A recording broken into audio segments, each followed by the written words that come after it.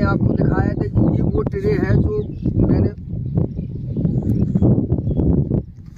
इसके नीचे मल्च नहीं थी, मतलब मैंने मल्च हटा दी थी। और ये वो अब इसको निकाला हमने और हमें लगाना इसको कैसे है, इसको बहुत पास से और बिल्कुल साफ दिखा दो। ऐसे ये इसको ऐसे रखा, चारों तरफ इसकी मिट्टी को आप दबाते जाएंगे, ऐसे दबाते जाएंगे। और जो ये कोकोपीट दिख रही है मिट्टी, आप बस इस ऐसे लगा देंगे, थोड़ा सा इसको दिखाई देते रहना चाहिए। यहाँ पे ये जो कोकोपीट है इसको ऐसे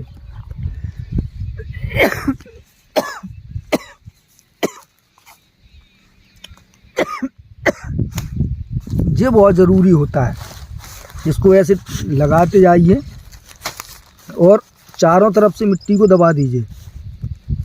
पर जो ऊपर की मिट्टी है ये वाली मिट्टी से और समझ लीजिए, ये यहाँ मिट्टी वैसे ऐसे डालना चाहिए जैसे मैं हाथ लगा के दिखा रहा हूँ आपको। ज़रूरी नहीं होता हाथ लगाना, हमें इसको डालना है यहाँ पे। इसका जो ये तना है ये दबा इसके तने को भिगो दे, ऐसे ऐसे देख रहे हैं आप, ऐसे पूरा। अब ये इतने एरिया में हो गया, ये तना भीग गया, इसके तने पे इस दवा का पड़ना बहुत ज़रूरी होता है। तो बस ऐसे डालते जाइए इसके पास में। दोस्तों नमस्कार, मैं परमात्मा दो और आप देख रहे हैं ग्रेट इंडियन फार्मर। ये बंद गोभी है और बंद गोभी की ट्रांसप्लांट की जानकारी मैं आपको देने वाला हूँ। जैसा मैंने बताया था ये ट्रांसप्लांट का तीसरा वीडियो है, तीसरा भाग है, तो पूरा देखिएगा और बहुत समझदारी से देखिएगा। जैसे मैं देखिए आपके सामने ये पौध लगी हुई है अभी, तो ये ट्रांसप्लांट हुए इसको कितना हुआ, इसको 48 घंटे हुआ है।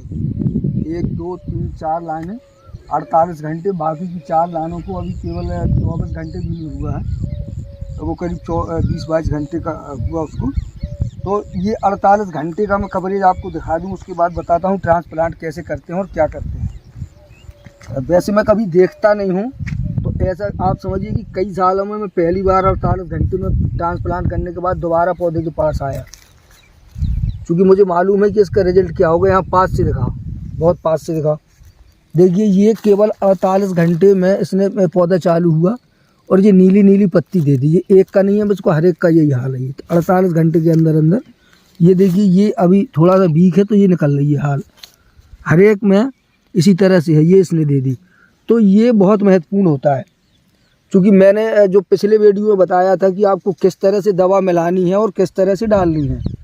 तो ये कोई समझदारी नहीं है, उसी का कमाल है, कोई मेरा कमाल नहीं है। और इसके साथ साथ देखिए ट्रांसप्लांट करने के बाद जो सिंचाई विचाई की व्यवस्था है वो बहुत अच्छी बेहतर होना चाहिए। तो चलिए आइए मैं बताता हूँ। पहले मैंने आपको ये दिखा दिया कि ट्रांसप्लांट 48 घंटे के बाद ये सिस्टम है, ऐसा होता है। और ट्रांसप्लांट कैसे करते हैं ये देख लीजिए, ये बहुत महत्वपूर्ण विषय है और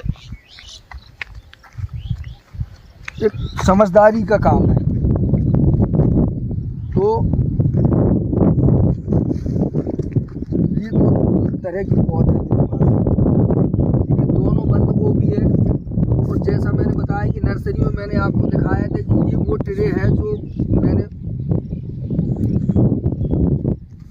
इसके नीचे मल्च नहीं थी, मतलब मैंने मल्च हटा दी थी। और ये वो ट्रे है जो मल्च थी। अब देखने में आप देख पा रहे होंगे कि ये आपको नंबर 1 और बहुत बेहतर पौधा लग रही है। दिखने में पौधा बहुत अच्छा है और बहुत खूबसूरत लग रहा है, दिख रहा है, मजबूत दिख रहा है।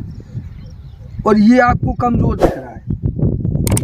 तो कौन ज़्यादा बेहतर चलेगा और कौन बढ़िया ज़्यादा सुरक्षित रहेगा, शायद मेरे हिसाब से आप इसका चुनाव करें, पर मुझे ये ठीक नहीं लगता। मुझे ये ज़्यादा बेटर लगता है, ये ज़्यादा कंप्लीट है। इसमें क्या है कि एक तो अब ये जब मैंने इसको मिट्टी से निकाला है तो कल दोपहर की धूप में ये ट्रांसप्लांट होने के बाद इसको मुरझाना ही मुरझाना है, क्योंकि इसका जो नीचे से है काफ़ी जड़ें इसकी टूट गई हैं, तो ये मुरझा जाएगा और ये बिल्कुल इसको सेकेंड नहीं आएगी, ये पता ही नहीं चलेगा इसको कि क्या हुआ, और ये कंप्लीट रहेगा। तो इससे ज़्यादा बेटर पौधा हुआ, छोटी भी है और उसका उम्र से कोई लेना देना नहीं है, पर इसका है। इतना पौधा हो गया समझ लो, बहुत तेज़ी से ये फूल बनाएगा।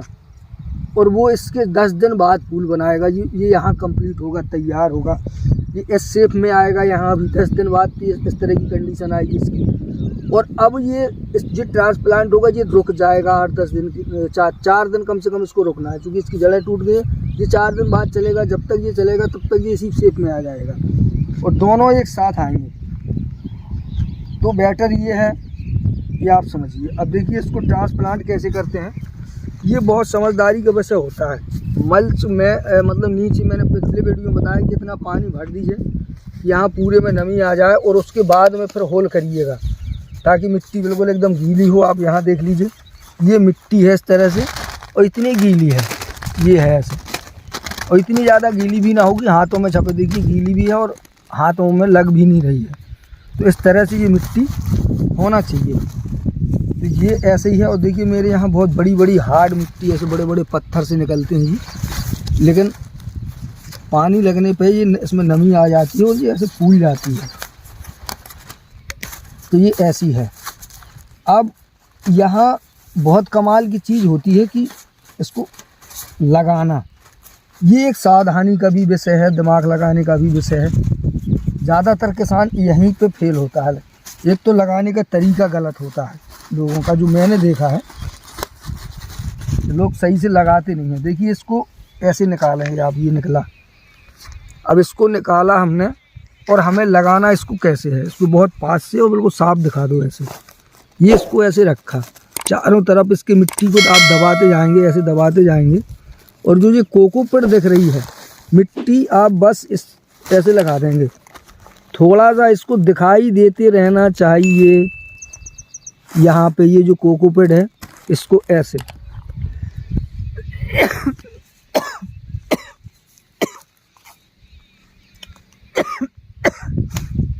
ये बहुत ज़रूरी होता है।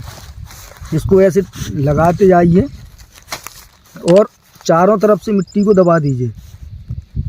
पर जो ऊपर की मिट्टी है ये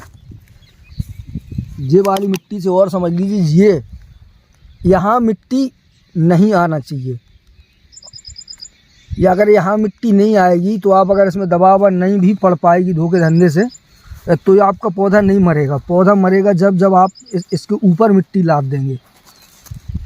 और बिल्कुल चिंता मत करिए कि मिट्टी नहीं होगी, पौधा गिरेगा, मरेगा, उसको कोई प्रॉब्लम आएगी। अगर थोड़ी बहुत एक आध जैसे मिलीमीटर मिट्टी चढ़ भी जाएगी तो नुकसान नहीं होगा, कोई दिक्कत नहीं करेगा। और अब ये चूँकि काम लेबर का है तो ऐसा नहीं हो पाता है, ठीक है ना। कोई पौधा छोटा होता है, कोई बड़ा होता है, तो अक्सर वो ऐसे दब जाता है।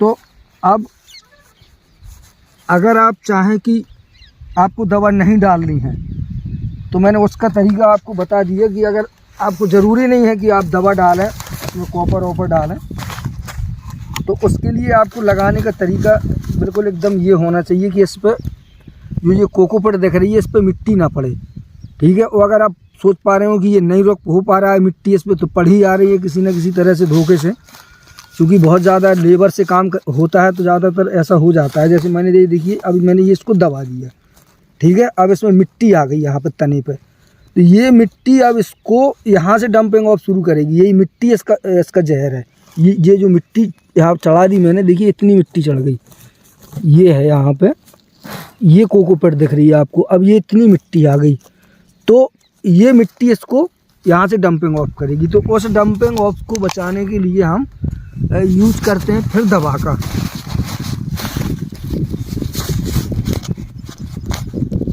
ये लग गया पौधा, अब ये कंप्लीट हुआ। अब चलिए ये लगते रहेंगे और बनते रहेंगे। और मैं आपको बता रहा हूँ अब दवा डालते हैं। जैसे जो घोल पिछले वीडियो में मैंने आपको बताया था कि, तो देखिए ये है मेरे पास घोल, ये कॉपर ऑक्सीक्लोराइड का है और प्लस बना बनाया घोल है